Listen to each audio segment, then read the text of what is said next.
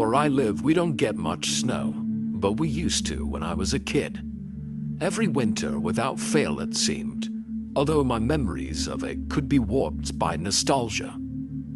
I remember the snowfall of 1984, though. Wasn't the heaviest or even the worst. Not for the rest of the world, at least. I was an 11-year-old girl living in the west of England with my mother, and the snow changed my life in ways that you can't even imagine. In those days, we didn't get text messages from schools about closures. You listened to the local radio when it snowed, and hoped against hope that your school would be on the list. On that occasion, mine was. And although I'd planned to spend the entire day in my pajamas watching daytime TV and drinking hot chocolate, when my friend called after lunch, and my mother forced me out of the door. Over the years, I've tried not to blame my mother for what happened, but it's hard. I was introverted and bookish, almost reclusive, and she was constantly urging me to get out more, get fresh air, socialize. I was never happy about it, but I had never had such serious repercussions before. I spent the entire afternoon with Sasha, messing around in the park, making a crappy snowman that wouldn't stay upright. It got dark early, and by that point I was tired. My feet were numb and my gloves soaking, so I used the encroaching night as an excuse to go home. Sasha walked with me most of the way, making sneak attacks with snowballs, but she had terrible aim and rarely hit me. It was only when I got winged by one that I got pissed off enough to retaliate. Then I'd be lying if I said I wasn't pleased when I hit her directly in the face. She was furious at first, but once the sting and the shock had subsided, she was impressed by my accuracy and insisted it was a fluke. I threw another one out of interest, aiming for a pillar box, and it was another dead hit. After that, she wouldn't stop. I threw snowballs at her until my arm ached, with her telling me what to hit, making a 15-minute walk home stretch into a half an hour, and it was full dark by the time I'd had enough. I told Sasha I wasn't going to do anymore, but Sasha was never very good with the word no.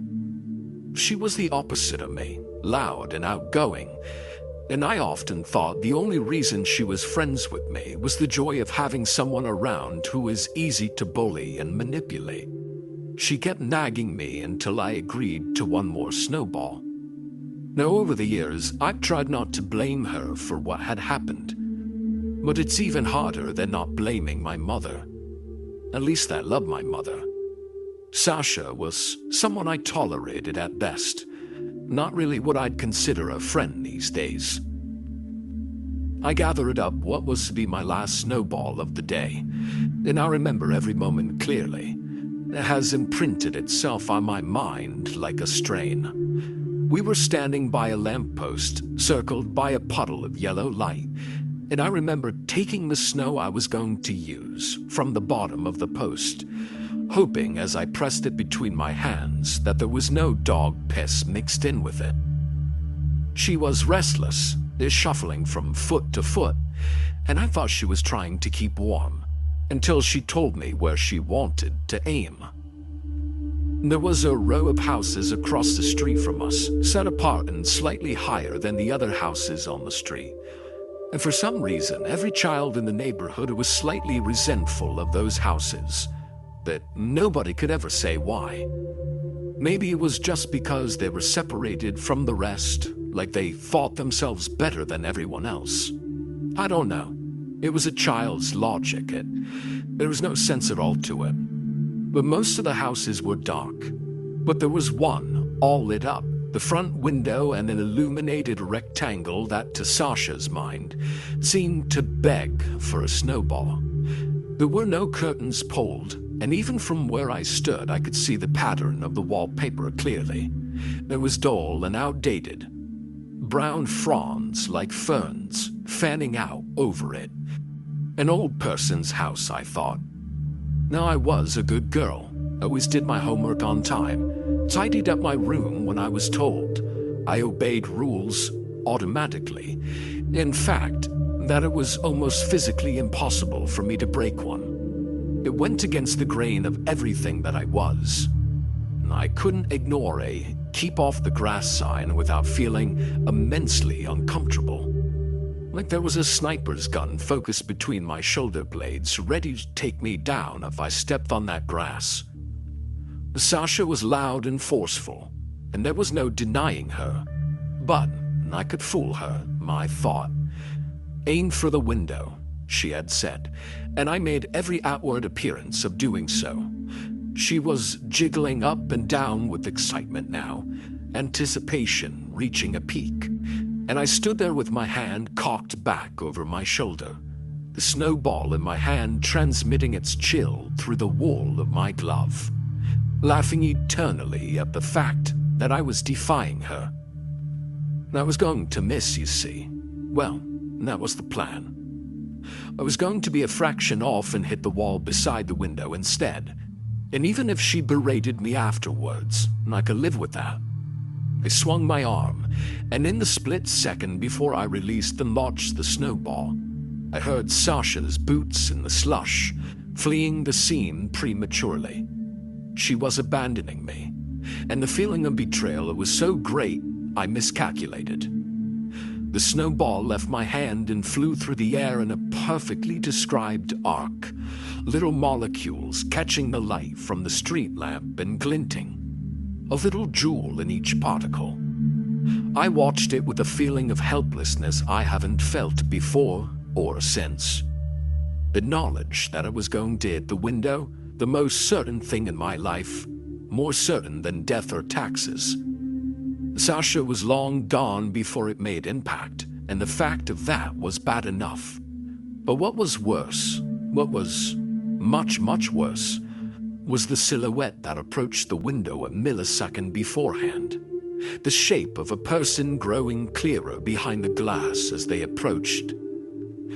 The fateful snowball hit where the person's head would be, exploding out across the pane in a splatter pattern, and I had enough time to see them lurch backwards in surprise before I started to run. My boots slipped on the pavement, and I had a moment of feeling weightless before friction kicked in, and even as I windmilled my arms to keep balance, I was going forward, escaping. I expected to hear a door open, expecting angry shouting, but I heard nothing, and I kept running away. I ran all the way home with my heart in my throat and breath in my ears. And it's a wonder I never fell, but home was a place of safety. Home was somewhere I could push the real world away, a sanctuary where all problems receded. And once I got there, I could erase my deed and pretend that it never happened. That was a good girl. I left my boots in the hallway after kicking the worst of the snow off on the front step. I put my gloves on the radiator in the hallway to dry. If I did good things, it would detract from the bad thing I'd done. I spent the rest of my evening warming up in front of the gas fire, a bowl of my mother's stew on my knee, a mug of hot chocolate on the hearth for when I finished. And by the time I went to bed, I'd nearly got over my guilt. My thoughts were all of Sasha as I lay in my bed and how she deserted me. She left me all alone like the cowardly bitch she was to deal with any flack myself. And the anger sustained me. It distracted me. I was falling asleep practicing how I would rebuke her when I saw her next, when something hit my bedroom window. There was a soft thud, quiet enough not to disturb someone sleeping, but loud enough to startle someone who was still awake. I got out of bed and I pulled my curtain back. There were clots of snow clinging to the outside of my window, drifting down in lumps, leaving little icy trails behind. Someone had thrown a snowball at my window, I realized, but when I looked down at the driveway below, the only footprints there were my own from earlier. Had it be Sasha, I reasoned. Not content with letting me down earlier, she had to exasperate things by pulling the stunt. and it only renewed my bitterness at her. It was ridiculous, of course. Like me, she was 11 years old, and her parents would have never let her out at this time of night. Plus the fact that she was far too lazy to venture out into the cold for a prank. But it was better to pretend that it was Sasha and not consider the alternative.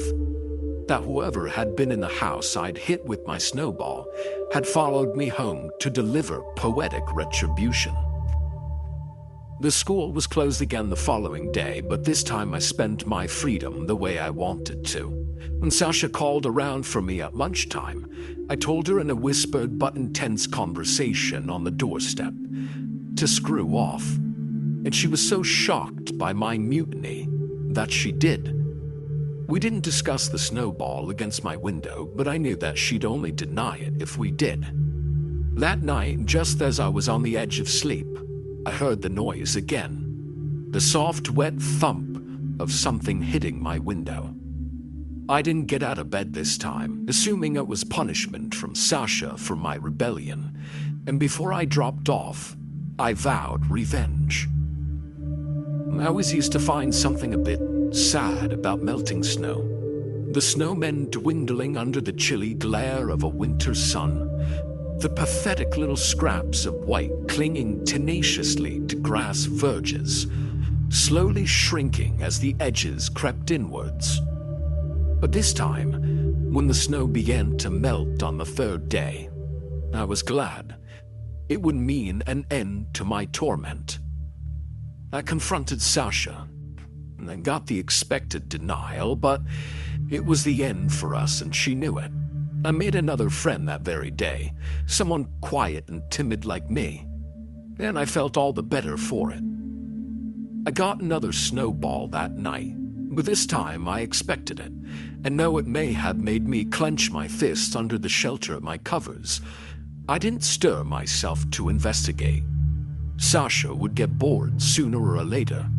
But it wasn't Sasha, I eventually had to admit to myself, and whoever it was did not get bored. Every night, long after the snow had disappeared, a snowball hit my window. It was always the same, just as I was drifting off, teetering on the narrow margin between sleep and wakefulness. It would come, jolting me in my bed, jerking me rudely from the Sandman's clutches. And I stayed awake at the weekend, camped out on my window wrapped in blankets, crouching in the dark to catch the perpetrator in the act. But it didn't work. Inevitably, I started to doze off, and the phantom throwers struck in that moment. And for nearly 2 weeks this went on. I got to the point where I was afraid to sleep, knowing that I'd be disturbed anyway. And even though a snowball hitting my window wasn't the worst thing that could happen, the malice behind it got to me. I couldn't live with the thought that there was someone out there who was willing to take the time and make the effort to upset me like this, not to mention the planning that must have gone into it. They had to have collected snowballs and stowed them in their freezers specifically for this. How many do they have in there, I wondered? How long would this continue? There had to be a finite number of snowballs, but I couldn't take it anymore. And I decided the only thing I could do was to go to the house and apologize to the person whose window I'd hit. I rehearsed my apology in my head as I walked to the victim's house. Over the years, the books I read had proved to me, in my mind at least, that coming clean and apologizing was always the right thing to do. And I was looking forward to an end to my nightly disruption. They had to accept my apology, I told myself, and when they did, everything would be better. But I never got the chance to say what I practiced when I got there. There was a crowd gathered on the pavement, a little cluster of people huddled together, talking in low voices. There was a police car and an ambulance parked nearby, and as I watched, 2 paramedics emerged from the open front door, wheeling a trolley that bore a single passenger, a sheet covering its face. I wanted to know what happened, but in those days, we did not question adults. So I hung around on the periphery of the little groups of people, hoping to overhear something that would enlighten me. I didn't catch much, but what I heard was enough for me to get the gist. The old man who lived in the house was dead. Neighbors had called the police when they'd realized that they hadn't seen him for a while. And the police had forced entry, stepping over a pile of mail that had accumulated on the doormat, following their noses to the living room where they found the man laying in a clotted pool of blood, sightless eyes staring up at the ceiling where the light bulb still burned. He'd fallen backwards, someone reported, hit his head on the corner of the coffee table. God knows how long he'd lain there, they said in hushed tones. But God wasn't the only one who knew. I knew too. I don't imagine it's ever easy coming to terms with the concept that you've accidentally killed someone. But as a child, I had no frame of reference. I thought about telling my mother, but I couldn't bear the thought of her knowing, of seeing me as a murderer, of looking at me through new eyes. Then I wrestled with my guilt all day, trying different tacks to understand how I was feeling. And by the time night fell, I think I'd nearly found a solution. It was denial. I hadn't killed him. It was coincidence, that was all. The night I'd thrown the snowball, I startled him, but that was it. He'd fallen another time. He was old, and old people had unsteady joints. Fell over at the drop of a hat. It wasn't my fault. He hit his head and died there on the floor all alone. I didn't get a snowball that night, nor any night afterwards. But what I got in a trade-off was far, far worse. I woke up in the early hours of the morning, my head empty of thoughts of guilt or anything otherwise, and I lay there in the dark for a while, staring up at the blank square of my ceiling. I didn't know how I'd woken, and a quick glance at the slice of window visible through the gap in the curtains showed that no snowball had hit this time. But I was wide awake for no reason, and the house was silent around me. I sat up. There was a man in the corner of my bedroom, sat on the floor in the gap made by my wardrobe and my desk.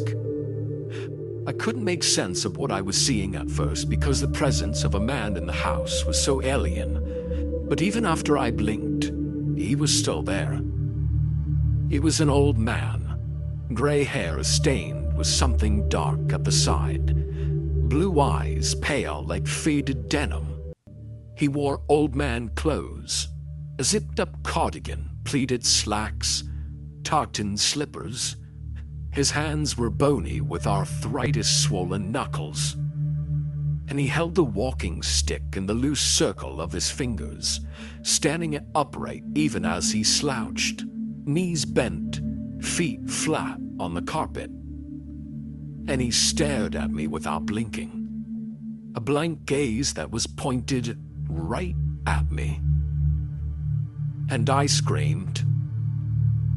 My mother came rushing into the room, of course, but even as I stuttered hysterically and pointed with shaking fingers, the man never moved, never flinched. His eyes were deep sunk, peering out from sagging flesh, and they remained stalwartly aimed in my direction. He didn't blink as my mother investigated his corner, didn't stir or twitch a single muscle, and I sobbed as my mother turned back to me with the news that nobody was there. She told me that I'd had a nightmare. It's what we tell children when they report things that we can't explain. I've told my children the same thing. But he was there, you see, still sitting and staring as my mother said those words. And I had to cover my own eyes with my hands to blot out the accusation and his. I knew who he was, of course. There was never really any doubt. And when my mother told me I could sleep with her, I fled the room at a run, dragging my pillow with me. I spent the night under the covers, just a small gap above my head for air, and I didn't peep out, not once, for fear of seeing him in the doorway. It took me a long time to get back to sleep. When I got up the next day, the memory of my scare was faint, just like how a dream fades in the daylight, and a cautious glance in my bedroom confirmed that my visitor was gone. I searched the corner for any clue, feeling silly, but doing it nevertheless.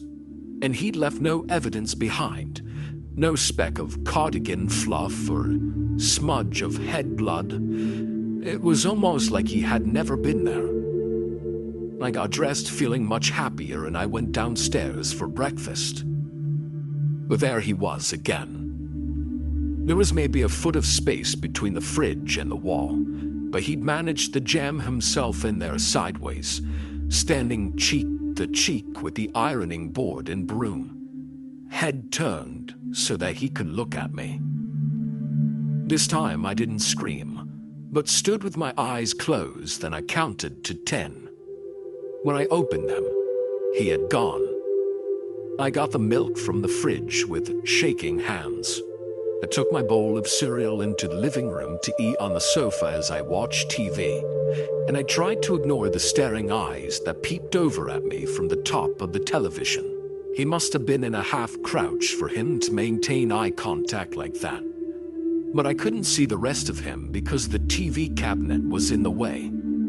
Just the top of his head, and those eyes, watching me like I was a TV myself.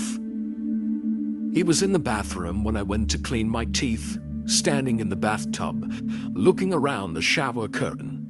I could see him in the mirror, his reflection motionless behind my shoulder. And when I opened my wardrobe to get my coat, he was there, stooping to fit himself in, peeping between the gaps of my clothes with a neck crooked downwards. He had been a tall man in life, I thought. He stayed with me the rest of the day, following me to school. When I bent down to tie my shoelace, he was laying on his belly under the parked car next to me. When I stopped to post a letter, I saw the gleam of his eyes in the postbox. And I saw him numerous times at school, crouched awkwardly in my locker when I went to fetch my books, standing behind the gap in the stage curtains at assembly, looking over the headmaster's shoulder, under my desk during math when I dropped my pen and reached down to pick it up. I couldn't feel his presence in the way I'd feel another person standing there, but I knew he was there all the same.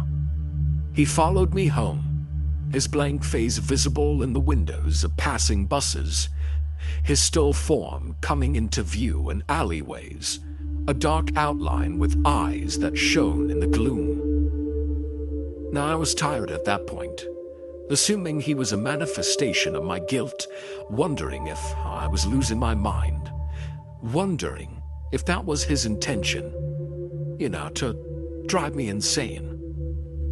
He was there during dinner, slotted into his place behind the TV, and when I went to bed, he was back in his corner, sat there with his walking stick, watching.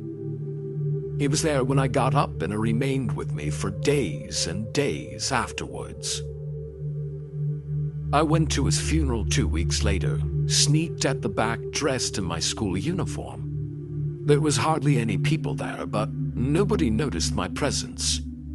Nobody noticed his either, standing behind the vicar. But I did, and I learned his name, Arthur Young, and his age, 85, and I learned how he was a widower who'd lost contact with his children. It was sad to hear about, but he didn't look sad. He had no expression on his face whatsoever, as usual.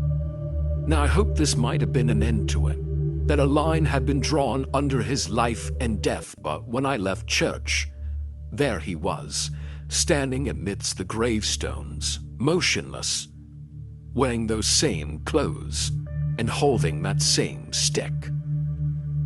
Now I spoke to him that night as he sat in his corner in my room, asking me why he was doing this. I asked him if there was something he wanted from me, but he didn't reply. He never replied, he just was. Now, I suppose I accepted him after that. I accepted his presence as a constant in my life, but I never got used to it. Now, you're probably wondering how I eventually got rid of him. But the fact is, I never did. I've been married, had children, and got divorced. But he's still with me.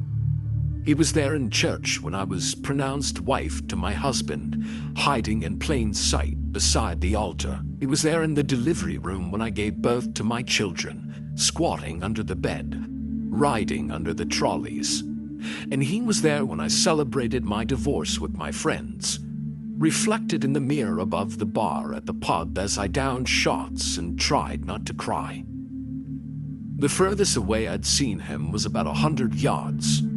I was on train and I spotted him standing in a field amongst a herd of quietly cuddling cows. They gave him a wide berth but didn't seem afraid of him. He was back with me within a few minutes, standing outside the window, staring in, standing on nothingness as the train whizzed along. Not a hair stirred by the rush of air. The closest he's been is a few inches away, crammed in next to me in a crowded lift, his face right next to mine, close enough that I would have felt him breathing. That is, if he still breathed.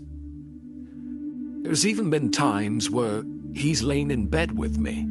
I've tried to get rid of him. I've consulted mediums. I burned sage, moved homes, moved countries even, but he's always accompanied me. Now I'm 44 years old, my children 15 and 17, and there hasn't been a day in 33 years that I haven't seen him. Coming to the terms with the fact that when I die, his eyes will probably be the last thing I see. A harsh punishment for a silly accident, I've always thought. There has been one thing that I've never tried, and that's this: telling you all about it. I've left this as a last resort, hoping it would work. But even as I write this, he's with me, sitting beneath my desk. I don't think he'll ever leave.